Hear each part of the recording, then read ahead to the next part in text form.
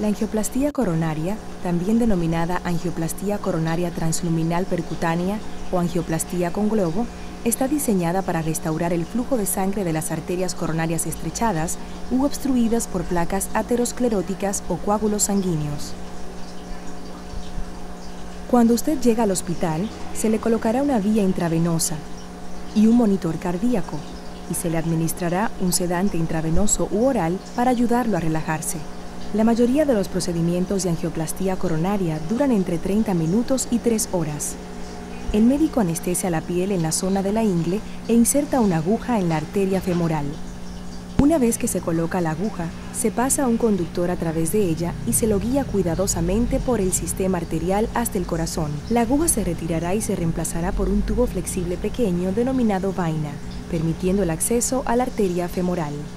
En este momento se le administrará un diluyente de la sangre para reducir el riesgo de formación de coágulos sanguíneos. Luego, un catéter flexible y blando se desliza sobre el conductor a través de la vaina y se dirige hacia el corazón. El procedimiento se monitorea utilizando un dispositivo que proyecta imágenes continuas de rayos X llamado fluoroscopio. Es posible que sienta presión mientras el conductor y la vaina se insertan por la ingle y se empujan por la arteria, pero no sentirá ese movimiento dentro de las arterias. En este punto, el médico retirará el conductor guía, posicionará la punta del catéter dentro de la arteria coronaria que se va a tratar e inyectará un tinte especial. Este tinte le permite al fluoroscopio tomar imágenes de rayos X denominadas angiogramas del interior de las arterias. Las obstrucciones se identificarán claramente a medida que las arterias se llenen de tinte. Cuando se inyecta el tinte, puede sentirse acalorado o con un poco de náuseas. Una vez que se identifica la obstrucción, el médico insertará un conductor guía flexible en la arteria y avanzará un catéter que lleva un pequeño globo en la punta, pasándolo por encima del conductor guía hasta posicionarlo en la zona de la obstrucción. Al inflar y desinflar rápidamente el pequeño globo, se empuja hacia afuera la pared del vaso sanguíneo, restableciendo el flujo de sangre de la arteria. Es posible que sienta dolor en el pecho mientras esto sucede. El mismo procedimiento se repite para cada bloqueo tratado. Luego, el médico retirará el globo desinflado y el catéter de las arterias. A algunos pacientes se les colocará un stent coronario, que es un tubo pequeño de malla metálica diseñado para mantener abierta la arteria una vez que se haya tratado. Se coloca un stent plegado sobre el globo desinflado a medida que se desplaza hacia la posición. Cuando se infla el globo, el stent se expande y queda asegurado en el lugar. Después de retirar el globo y el catéter, el stent permanece como soporte para mantener abierta la arteria de forma permanente. Después del procedimiento, se le aplicará un vendaje de presión sobre la arteria femoral para evitar una hemorragia. Usted deberá permanecer recostado boca arriba por varias horas, durante las cuales será revisado continuamente en busca de cualquier signo de hemorragia o dolor torácico. Es posible que se le dé de alta el mismo día o después de pasar una noche en el hospital. Bien. Ese es el cateterismo cardíaco, muchachos. Ese es el cateterismo de las arterias coronarias, que puede hacerse con fines diagnósticos cuando únicamente se inyecta el medio de contraste, como lo vimos en el video, y se localiza el sitio sobre el cual está la obstrucción. Pero pues por lo general, ¿sí?, sobre todo cuando es una obstrucción total, pues se procede con la misma guía que vieron ustedes, que se introduce en la arteria coronaria, se produce a destapar con esa misma guía y se inyectan algunas sustancias trombolíticas para pulverizar, para degradar el trombo. Se mete la guía y ya que está totalmente destapada la arteria, se procede a continuar con el procedimiento. Se mete la otra guía, la segunda guía, que trae el globito. El globito se infla, se desinfla, se infla, se desinfla en varias ocasiones.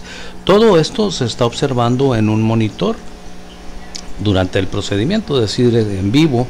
Conforme se está haciendo el procedimiento, se está observando en el monitor la forma en que se está desobstruyendo la arteria y que se está reperfundiendo la zona del corazón que estaba isquémica. Puede dejarse así, es decir, eso es la simple angioplastía, es decir, el globito abre, cierra hasta que deja la arteria distendida. Se comprime el ateroma o el coágulo, pero como ya se administró medicamento trombolítico, el coágulo pues no se va a volver a formar en ese momento. El ateroma corre el riesgo de romperse. Siempre en todos estos procedimientos, desde luego, hay riesgo. Hay un porcentaje bajo de infartos transquirúrgicos o transprocedimiento, pero es un porcentaje bastante bajo, es decir, vale la pena el correr el riesgo de acuerdo al fin que se persigue.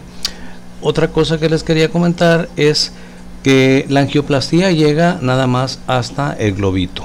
Ya si se quiere colocar el stent, ya es una segunda maniobra que se tiene que hacer todo lo primero que vieron en el video se tiene que hacer. La diferencia es que el globito lleva encima un stent.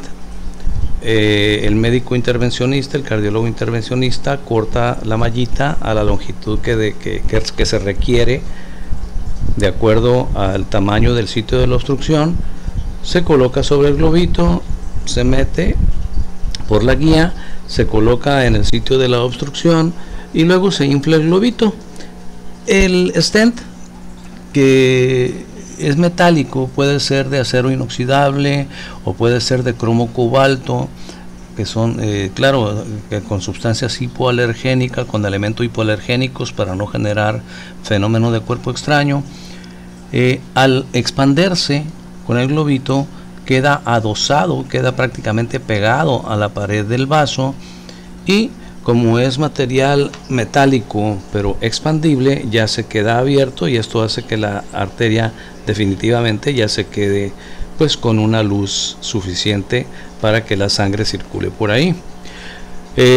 Se corre el riesgo, y de hecho sucede, de que el mismo endotelio prolifere por encima del stent y vuelva a obstruir la arteria. Por eso es que muchos de los stent vienen medicados, es decir, traen ciertos medicamentos que impiden que prolifere el endotelio. Otro riesgo es que se forme un trombo, un nuevo trombo sobre el stent.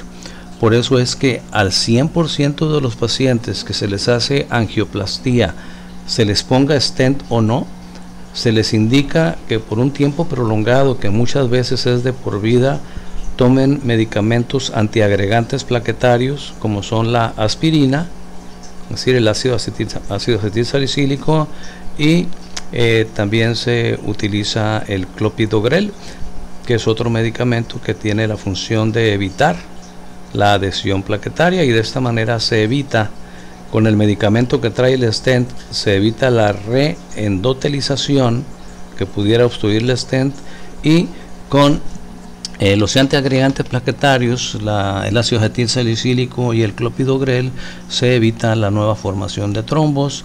Se supone que este es un tratamiento curativo, ¿sí? Es decir, la colocación de un stent es un tratamiento curativo.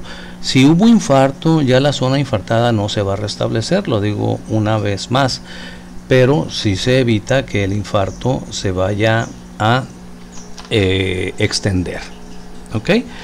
Otra cosa que les quiero mencionar es que pues ya con los avances de la tecnología, las nuevas, la producción de nuevas guías, de nuevos catéteres endovenosos para este efecto, para estos procedimientos, ya en la mayoría de las ocasiones no se introduce la guía, no se introduce el catéter por la arteria femoral, sino por la arteria radial.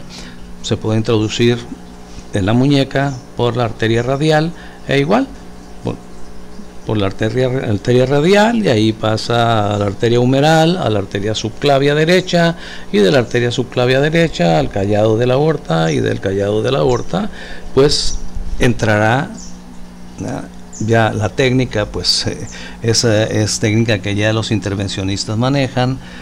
Al meterse el callado de la aorta, llegan hasta lo que es el vestíbulo aórtico, donde están los senos de Valsalva, y por ahí entran a los senos de Valsalva, coronaria derecha, coronaria izquierda, y vierten el medio de contraste para observar el llenado a través del fluoroscopio, como se mencionó, el llenado del medio de contraste en las arterias, y de esta manera pueden detectar dónde está la obstrucción. El resto pues ya fue explicado en el video.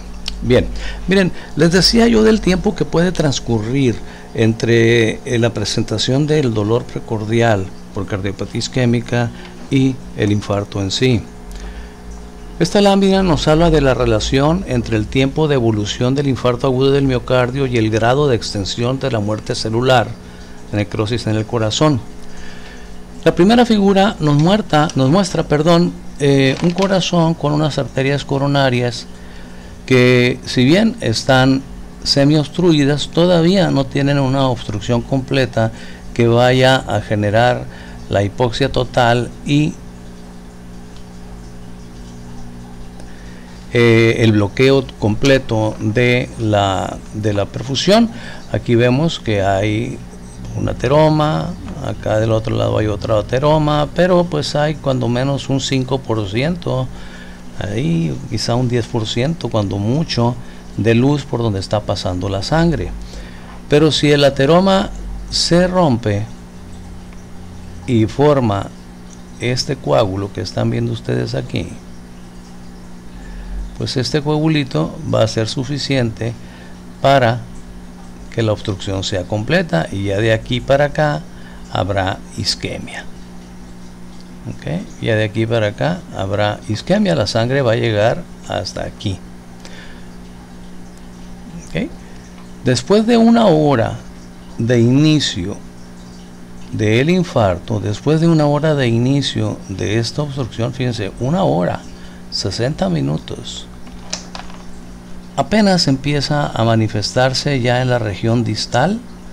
Claro, aquí estamos hablando de que es una obstrucción en el tronco, ¿sí? En el tronco de la coronaria izquierda.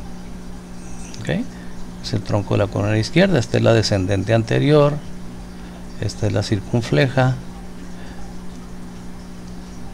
Pero obviamente si la obstrucción es aquí, el infarto eventualmente será prácticamente en todo el ventrículo izquierdo. Este paciente se va a morir si no se actúa lo más rápidamente posible para, número 1, instilar o administrar trombolíticos. Número 2, realizar un cateterismo desobstructivo, diagnóstico y curativo.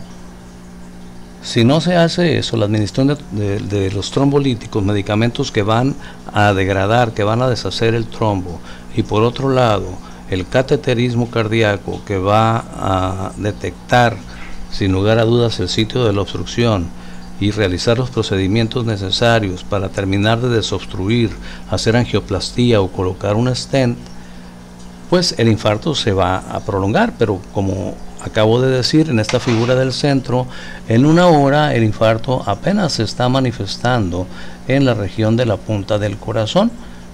Insisto, esto dependerá a qué altura sea el infarto. Aquí estamos hablando de un infarto causado por una obstrucción total a nivel del tronco coronario izquierdo.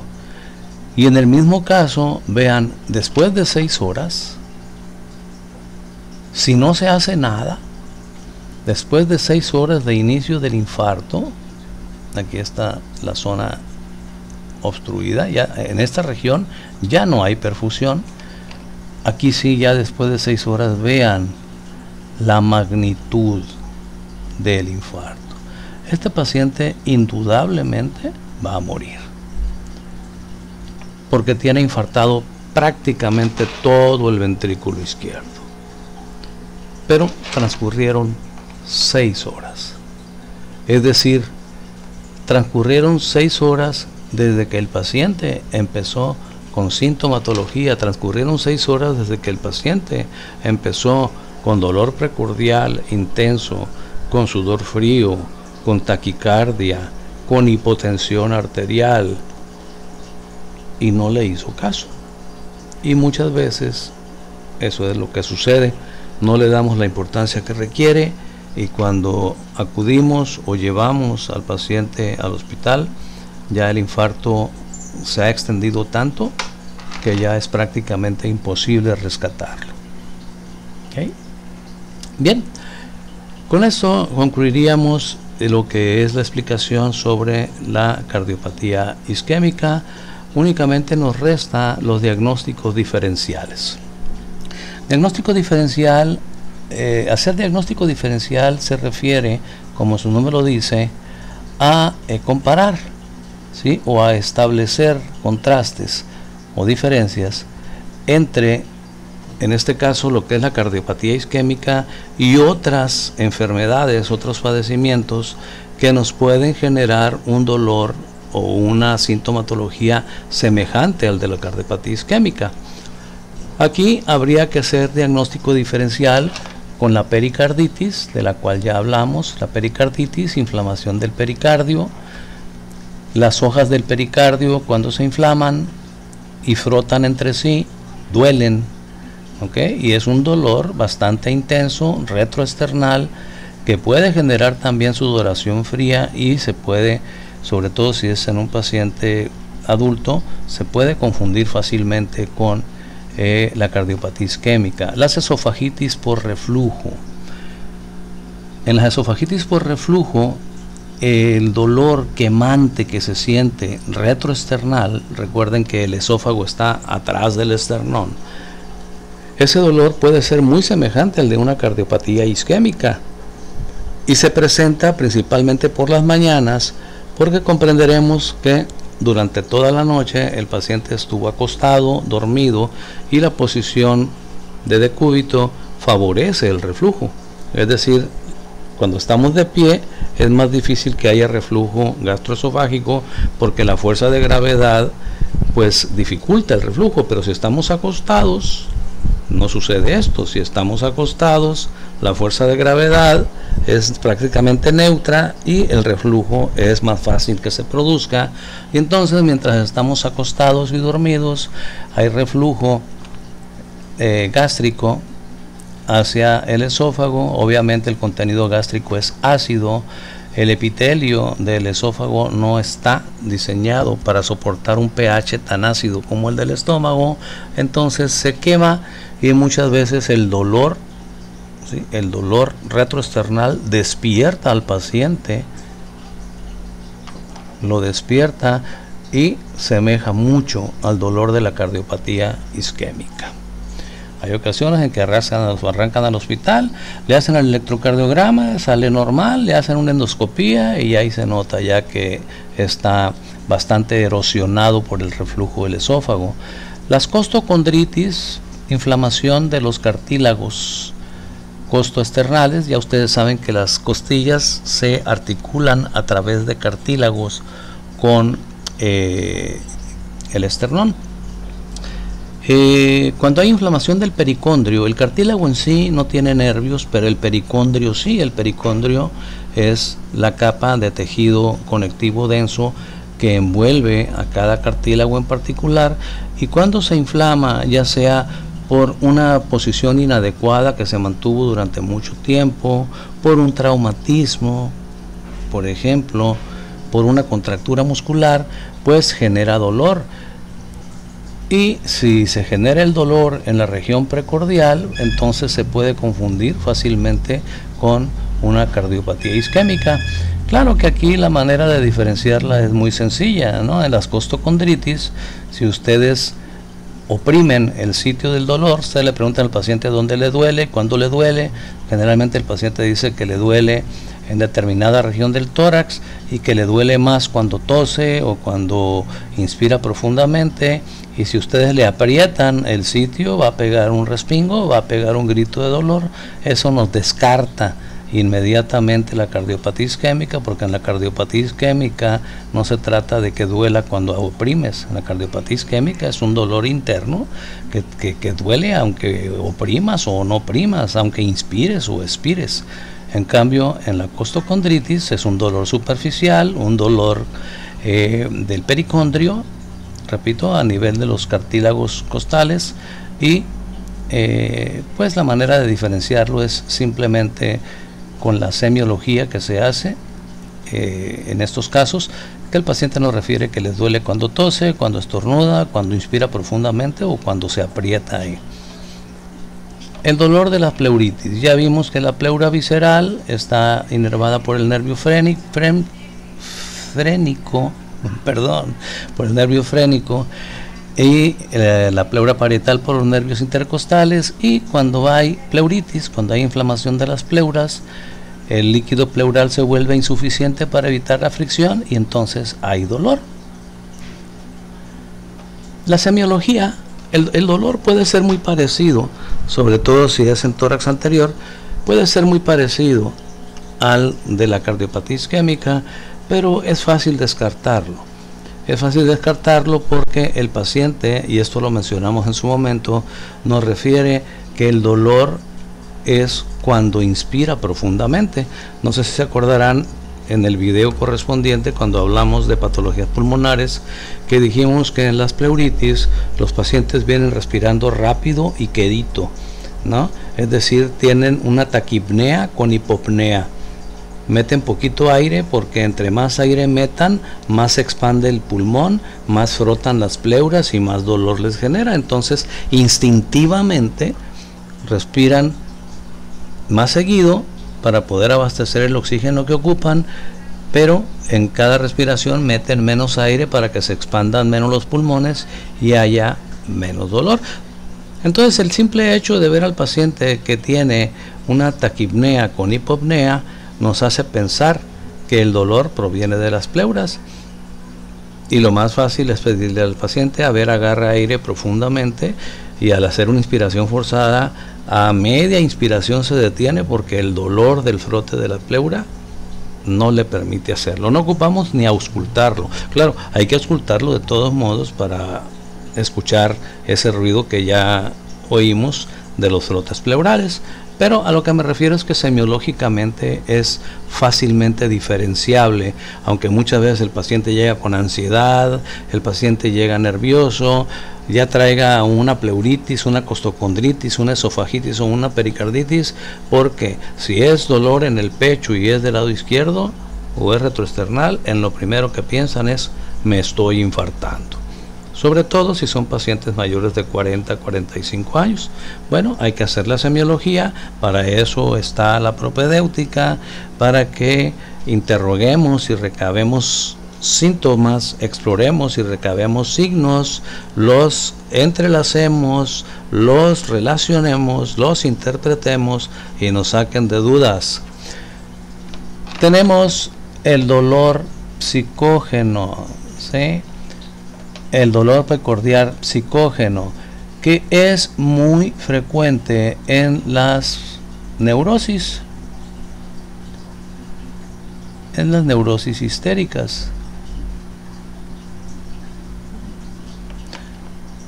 ¿Okay? En las neurosis histéricas es frecuente que él o la paciente, cuando tiene un trastorno emocional severo, sobre todo algo que lo contraría, una de las manifestaciones, muchas veces inconsciente para llamar la atención, es el manifestar, y lo sienten, o sea, no lo inventan, en realidad lo sienten, el dolor precordial, y sienten disnea y hasta sudan frío y toda la cosa.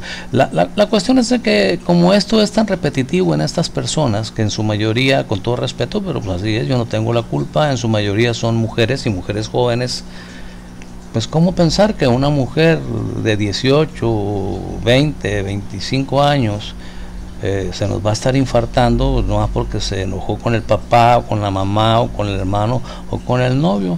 Pues, y sobre todo si ya ha sucedido en varias ocasiones, que dice que le duele el pecho y que no alcanza respiración, hay que pensar en una neurosis histérica. Y desde luego está el dolor muscular, pero cuando es un dolor en la región precordial, en la región de los pectorales, sobre todo el pectoral izquierdo, pues casi siempre existe el antecedente de una contractura, de un traumatismo, de una mala posición prolongada, y pues el antecedente también de que ese dolor aumenta cuando hacemos presión sobre la zona implicada, ¿sí? Cuando hacemos presión sobre el músculo correspondiente, que casi siempre es la región del pectoral, el paciente nos dice que si le apretamos le duele. Con eso tenemos para descartar, ¿sí?, el hecho de que pudiera ser una cardiopatía isquémica, pudiera ser una costocondritis a lo mejor, Ya será cuestión de hacer un poquito más de semiología, pero el dolor muscular se manifiesta de una manera muy diferente, aunque puede ser dolor precordial, pero pues tiene características semiológicas distintas. Y bien, jóvenes, con esto concluimos el tema de cardiopatía isquémica. Espero haber sido claro, espero haber aclarado también algunas dudas que pudiese haber, y si no, pues me sigo manifestando a su disposición para aclararlas en relación a lo que es la angina de pecho y lo que es el infarto agudo del miocardio, la fisiopatología, las causas, la etiología y la semiología, por supuesto, que es lo más importante de estas situaciones. Y pues hablamos un poquito de tratamiento, ¿verdad? Nos metimos un poquito en áreas quizá que no nos corresponden, pero nunca está de más algo más de conocimiento con los videos que vimos de la formación de ateromas y el que vimos de angioplastía y colocación de stent. Okay, les agradezco su atención. Nos queda un tema más solamente de región precordial, que es de cardiopatía hipertensiva, que ese lo vamos a subir más tarde. Muchas gracias a todos, muchachos, que coman sabroso y estamos en contacto.